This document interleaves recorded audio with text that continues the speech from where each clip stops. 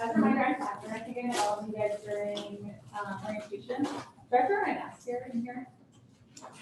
If you're eating, let's say. So today's lecture is going to be on shortness of breath. And we'll go to the learning objectives. This one instead. So today we're going to learn about using the dyspnea pyramid as an approach to shortness of breath. I assume some of you have heard of the dyspnea pyramid. As a show of hands, who's seen it either on the curbsiders or like online med?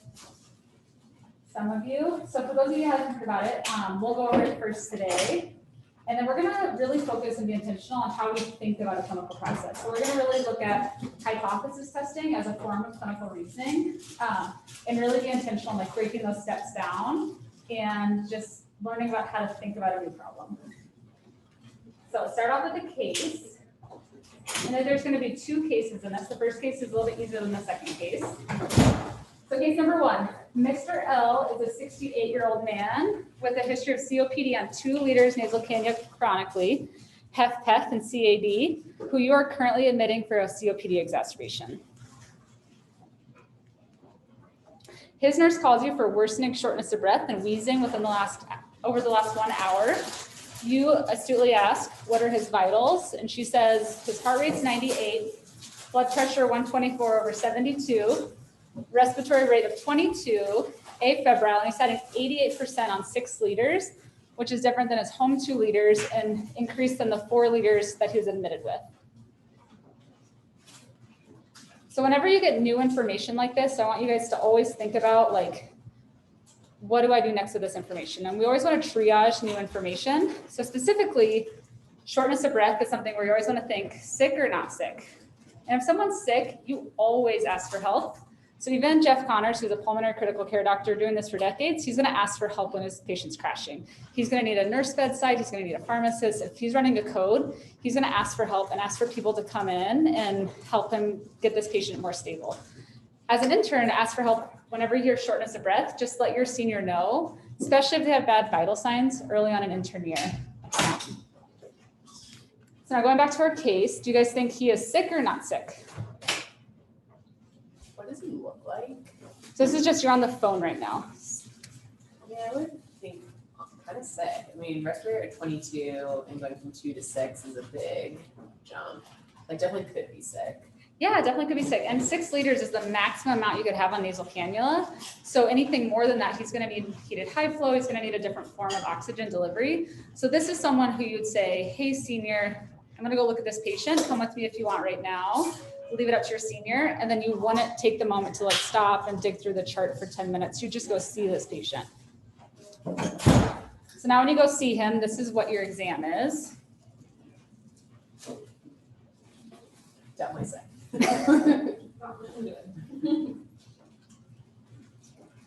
I'll give you guys. So now let's take a break. I'm going to talk about the dyspnea pyramid.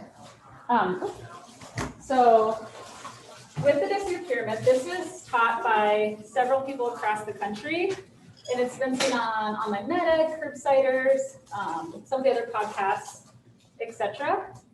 And it's a way to organize your thoughts. So whenever you have like a common complaint such as shortness of breath, something you'll see a lot of, this just helps make sure you don't forget some of the differentials that come to it. So let me just draw it out. So it's basically 2, 2, 4, and 8 down here. 3. And how you separated, you separated by organ system. So someone can be shortness of breath due to an acid-base problem, due to a problem with their lungs is the most common, heart, or blood. So what are some common causes of shortness of breath for like an acid-base problem? What are the 2 causes coming from acid-base? What kind of acidosis? Respiratory acidosis.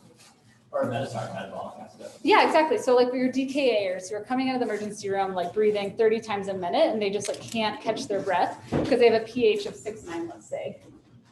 So metabolic acidosis, great job. And then on respiratory alcoholism. Perfect, yes. And what about the causes of blood? Anemia? Perfect.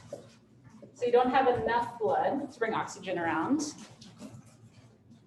There's like the toxins, like carboxy, carbon monoxide. Those things. Exactly. I'm just gonna say bad blood because there's several different like causes, but yeah, the carboxyhemoglobinemias, etc. And what are some causes in your heart? Some cardiac causes of shortness of breath.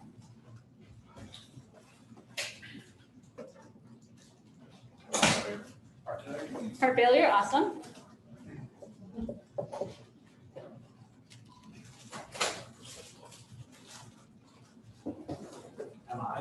MI, I'm gonna just broaden that out to ACS, but yes.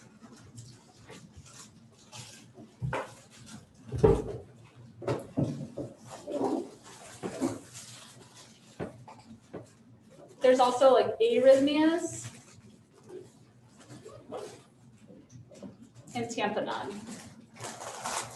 This is not an all-inclusive list, but more of just like a way to separate your thoughts to make sure you're not missing an organ system.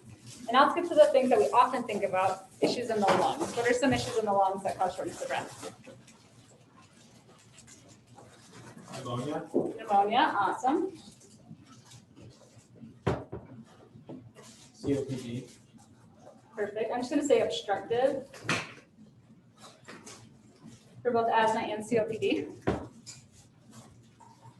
Pneumothorax. What'd you say? Pneumothorax. Pneumothorax, perfect.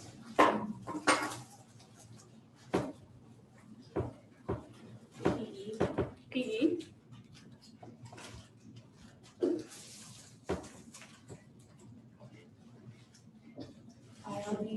ILD. And this is where some of the, if you Google shortness of breath, you're gonna see different versions down here. What'd you say? I said pulmonary hypertension, but I feel like that's more secondary. Pulmonary hypertension can, and that can be like sometimes Right. associated with the heart. But yes, I like where you're thinking. Effusions?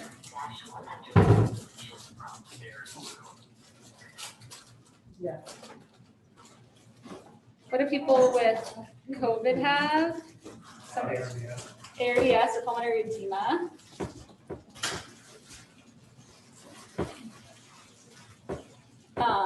And this last one, again, it gets mixed up depending on which pyramid you're looking at. This could be like aspiration, pulmonary cancer, etc. Let's put this here. So we'll come back to this in our next cases.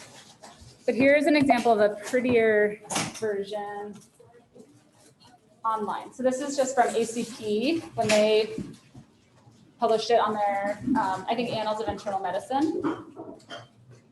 And they put alveolar hemorrhage in there instead of aspiration, or instead of ILD, but you guys get the picture. So now going back to our initial case. What I want you guys to do on your whiteboard, so pair up with each other, and I'll put back up the patient's case, and I want you guys to create a differential for what you think is going on based on your exam and based on what the nurse told you and why the patient's coming in, and really prioritize that differential and then place a percentage for what you think the likelihood of each disease process of what's going on.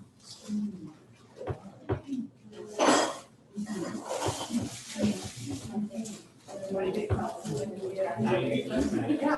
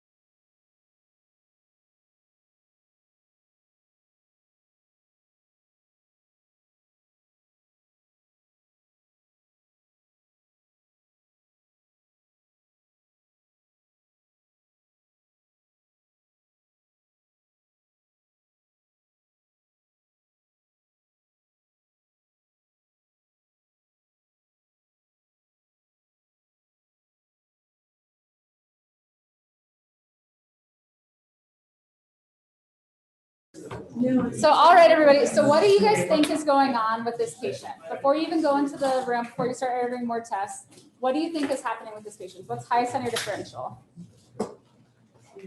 COPD, says Megan. Okay.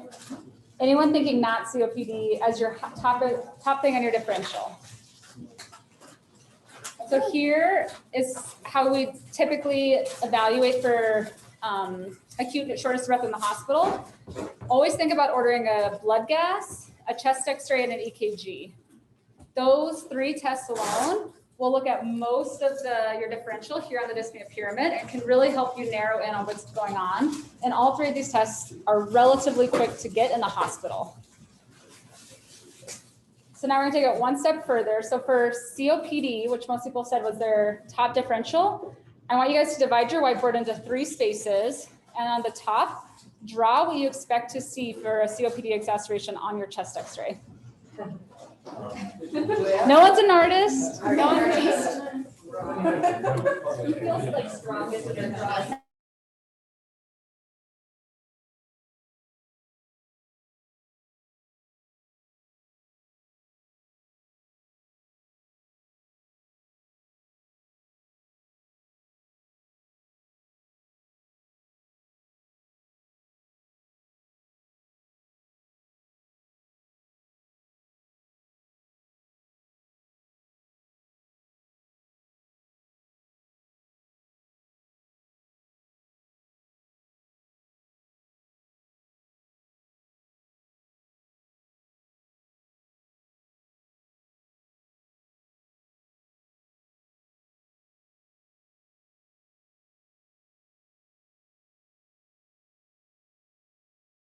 And here is normal.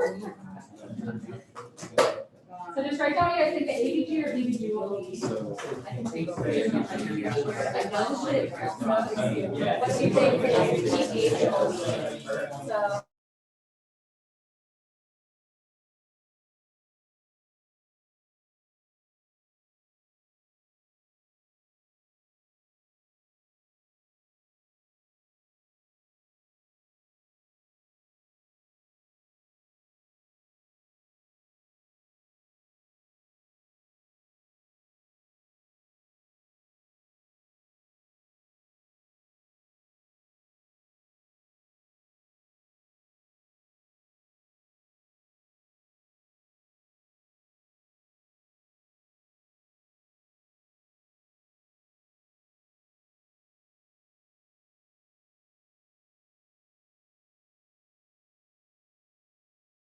It's what you're looking for on the EKG by your troubleshooting. Oh, you're back.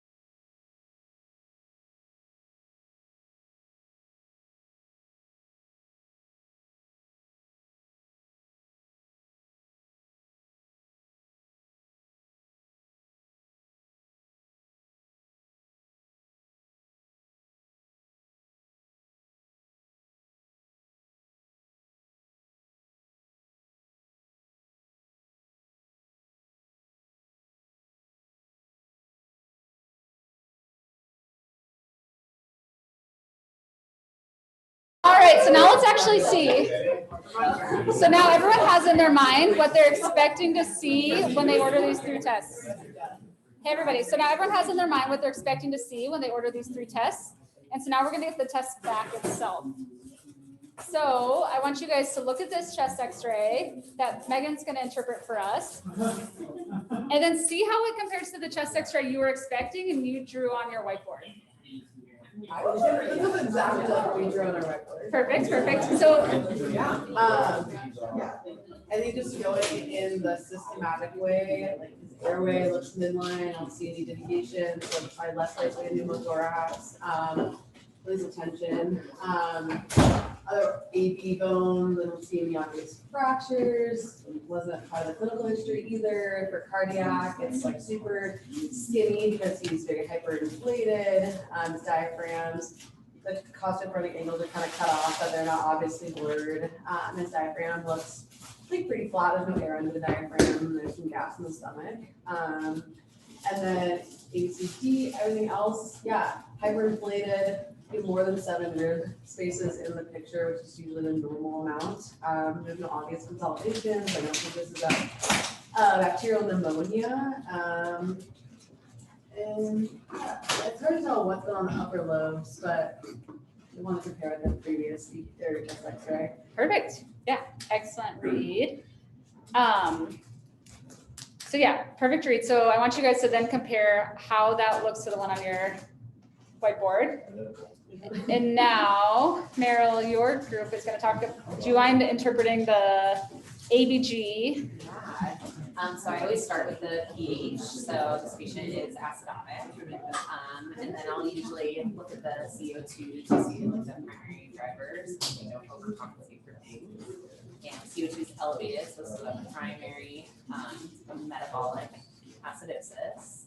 And then if I wanted to do some math, I could see if it was appropriately compensated. But looks like since there's acidosis, it's more of an acute process. The bicarb 30 though, that doesn't have an acuity, so probably has some chronic retention. So maybe an acute metabolic, acute respiratory. Acute respiratory acidosis. Yeah. Acidosis on top of a chronic respiratory acidosis. Acute and chronic. Yeah. So she was saying if there's an acute respiratory, for everyone in the room that can't hear, the pH is low, meaning it's an acidosis. The CO2 is high, meaning it's a respiratory acidosis. And the bicarb is also higher than normal, which means there's a chronic metabolic alkalosis process going on. Again, see how that compares to the numbers on your page. Of course, no one is gonna guess exactly these numbers, but see if yours trended in the same direction.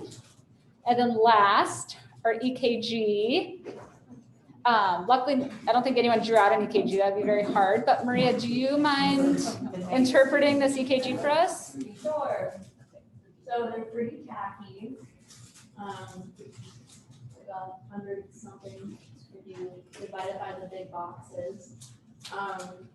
It looks like, I mean, I'm not 100% sure how to like find this, but I would expect to have some kind of like right heart strain or right heart kind of processes. So that is what I would look for. Awesome. And I love how that's what you're looking for. Again, you're going into this scenario being like, this is what I expect to see. And there's rightward axis. We see some right atrial enlargement here with these very peaked P waves across T. We also see that it's not technically diagnostic for low voltage, but all of these limb leads are pretty small, meaning that there's a lot of lung between the electrodes and the heart. And then here across the precordium, as we saw in the chest X-ray, the heart is kind of rotated down and vertical. And so we've got a delayed R wave progression here. If we were to lower those electrodes 1 rib space down, the R wave might progress in V4 like we would expect. But this is all showing signs of, like you said, Maria, a primary lung and right heart process going on. Where's the slow Oh, you guys can't see I'm sorry. So across, what's it? Use that mouse. This mouse. So here in P2, here's the peaked P waves for the right atrial enlargement.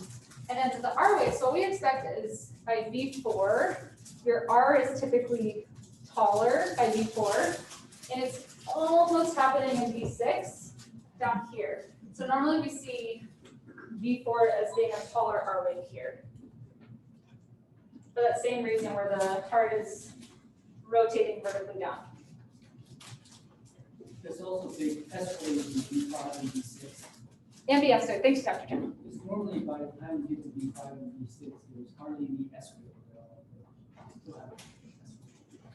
Yeah, Porter, do you have a question? Yeah, I had a question about R wave progression. Is it the absolute height of the R wave or is it relative to the S wave that matters? My understanding is it's relative to the S wave.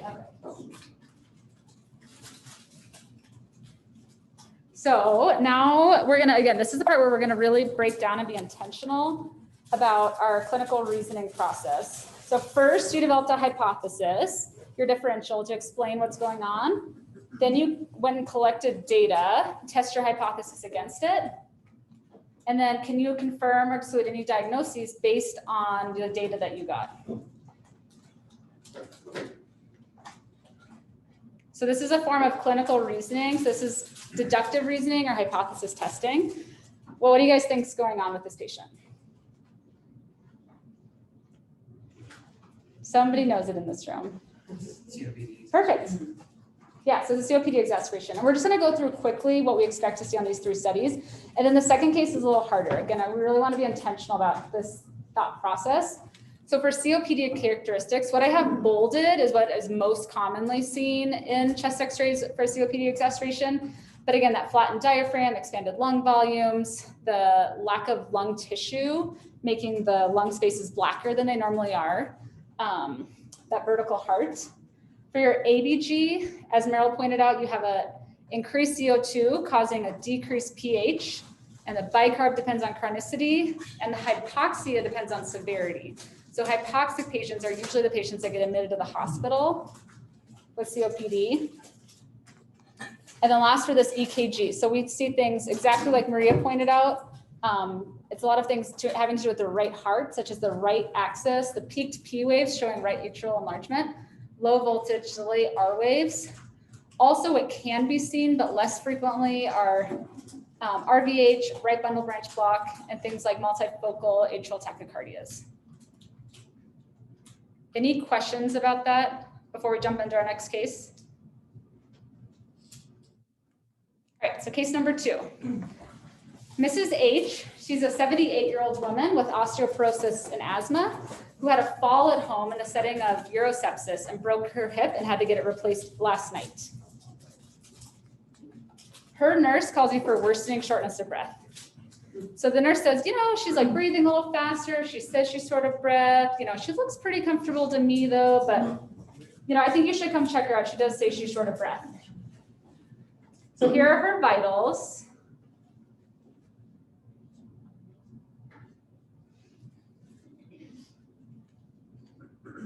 And then, so what do you guys think she's sick or not sick? Do you have time to gather data, or do you need to ask for help and go see her right now? Perfect, yeah, absolutely got time. So now,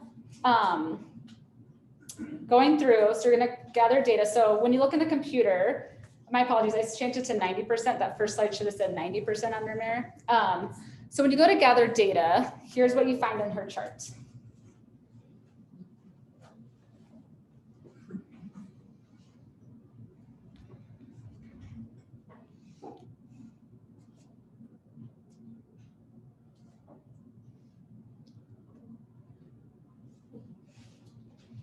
So I'll just leave it on this slide, but I want you guys to do the same thing. I want you to write a differential and really be intentional with what percentage of what you think is going on.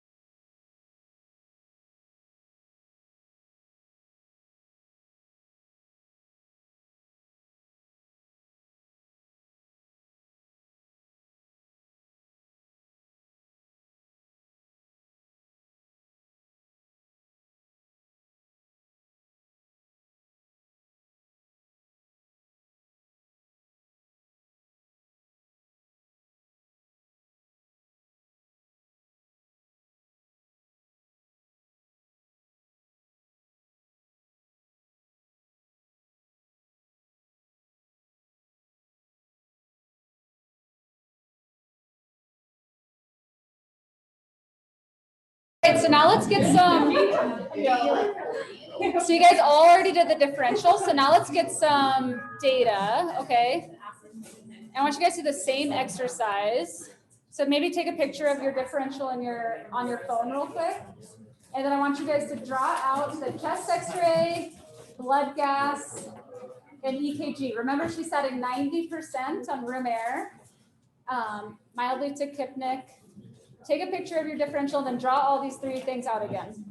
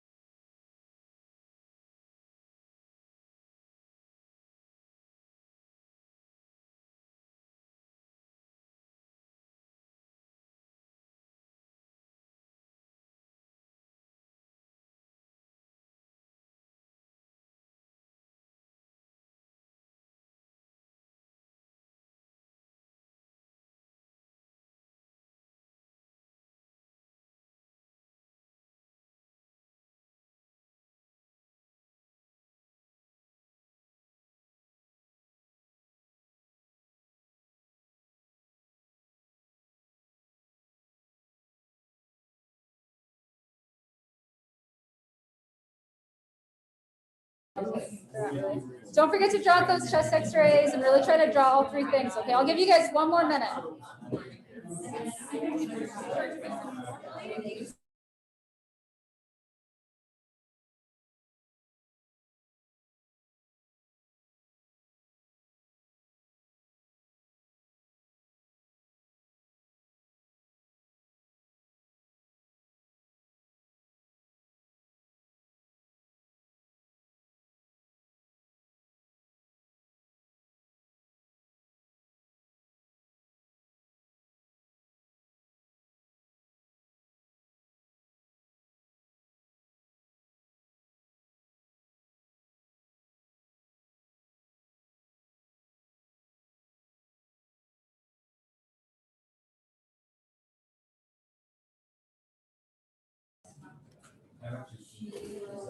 All right, and now I want you guys don't have to draw this next one out, but I want you guys to think in your mind for the second thing under differential. No need to draw it out, but just think in your mind, like, and talk about it amongst each other, what you're expecting to see if it's the second thing under differential.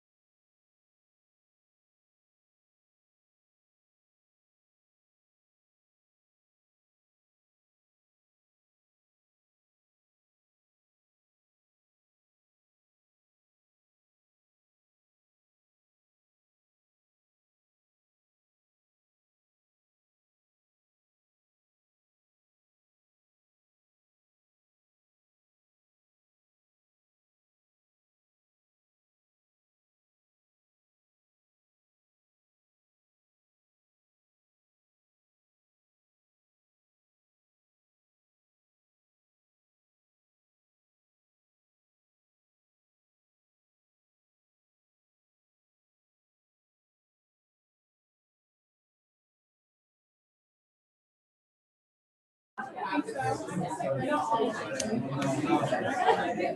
right, so now let's actually see. Now let's actually see what we get. So again, we got those 3 tests. Here is the chest x-ray. We'll go over what the reading is at the end, but I want you guys to compare this chest x-ray to the one you drew on the paper or drew on your whiteboard and what you thought in your mind you were expecting to see. I'll give you guys 20 seconds to look at it.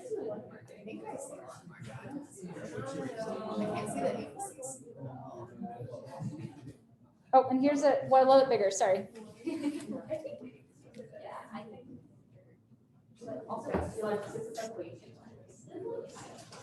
All right, and now we're going to look at the blood gas. So here's your patient's blood gas. So a little higher. Technically in Colorado, you're gonna be like a little bit. And this is a venous blood gas, and we got a venous blood gas because the patient was oxygenating well, was well in room air. It's a much less painful procedure for the patient. And if you're really looking for only pH, it trends well with ABGs. So I'll give you guys 10 more seconds to compare how this VBG compares to the VBG or ABG that you guys were expecting.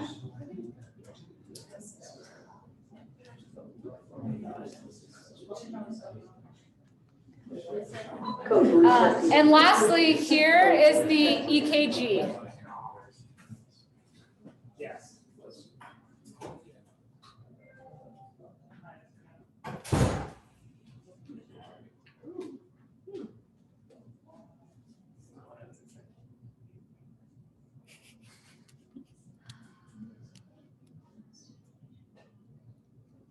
So while you got this data, the patient's becoming like a little bit more short of breath, just a little bit more tachypnic. Well, at first you're like, well, she's a little uncomfortable. She's still getting a little bit more uncomfortable. So you still want to pursue her shortness of breath further. So now I want you guys to look at your differential, potentially look at your approach to shortness of breath, your framework here, up here, and figure out what things can you cross off on your differential based on those 3 studies, and what are you still looking for? What is some information you want to get next?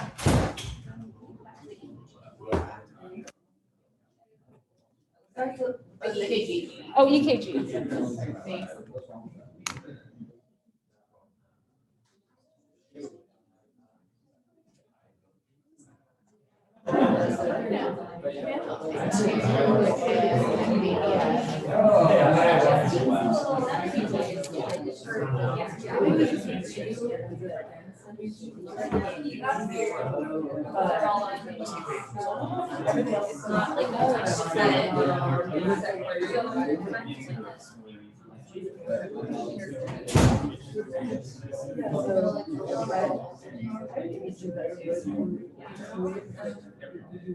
Probably do it with It's very little, right? All right. So now, do you guys getting a differential together?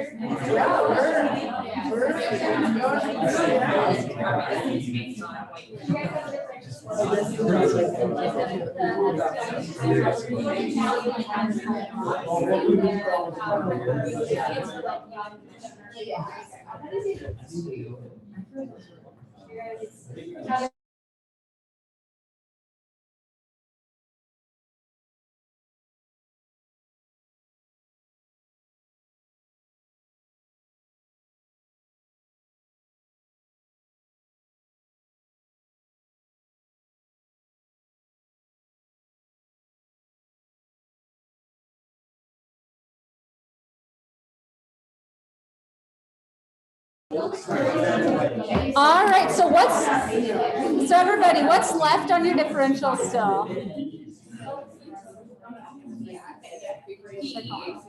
PE, so we have PE is still on our differential. What else is still on our differential besides PE?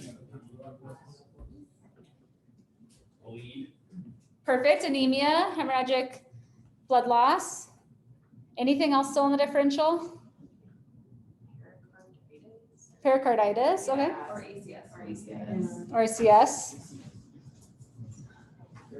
Awesome. So we'll say we order, since ABG and PE was said first, we'll get both of those, order those at the same time.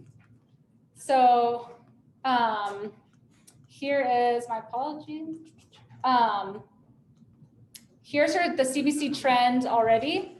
And then here's the CBC when it comes back. So not anemic. And while this is happening, your patient's getting more tachycardic. So you get a CTA of the chest to look for a PE.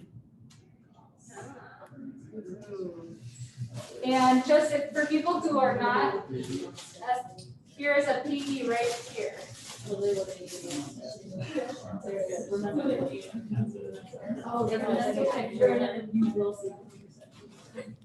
So now we'll go through the data that we got on this patient. So diagnosis of pulmonary embolism. We'll go through the data. So this was just a normal chest x-ray, which is normally what you see with a PE. You can see enlarged pulmonary arteries if you've got acute pulmonary hypertension. And you also can see a peripheral wedge-shaped opacity from pulmonary infarction. If an entire subpulmonary artery is taken out, it can cause a web-shaped opacity, but that's not something I would never take a chest x-ray and exclude a PE with it, as I'm sure you all know. And then for your VBG, what things are up top is what you normally see with blood gas characteristics, if it's a regular size PE and non-massive PE. So it can be normal.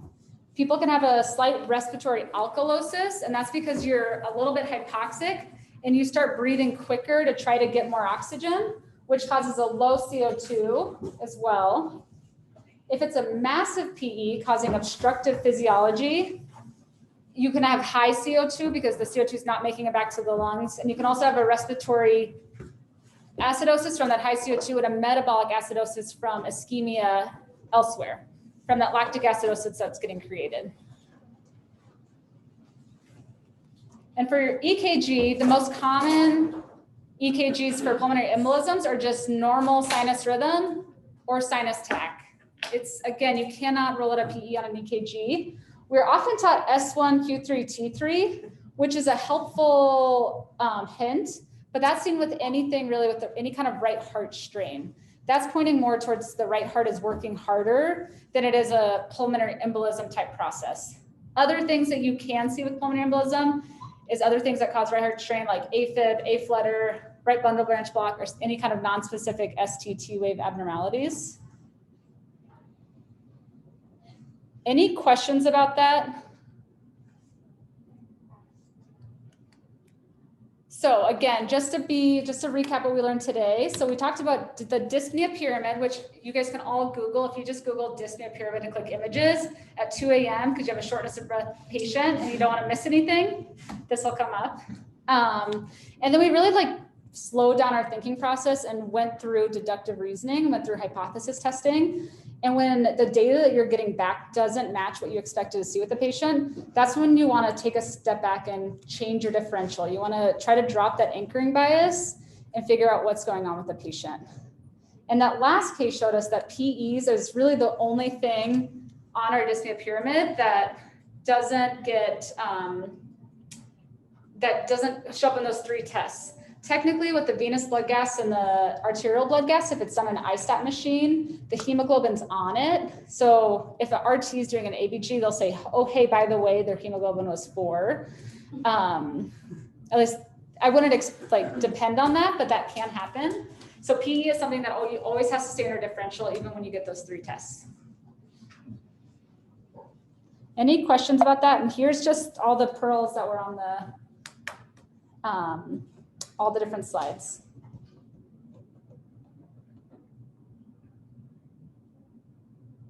What was the actual read on the EKG for the last case?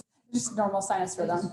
Yeah, that was just I just went on Life on the Fast Lane and typed in normal EKG.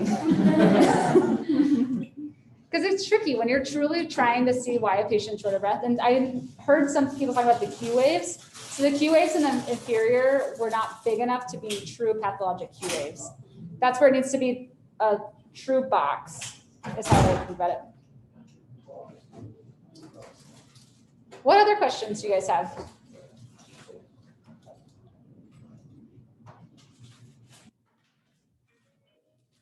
All right, well, we are ended early today, so enjoy the rest of your day at Basecamp.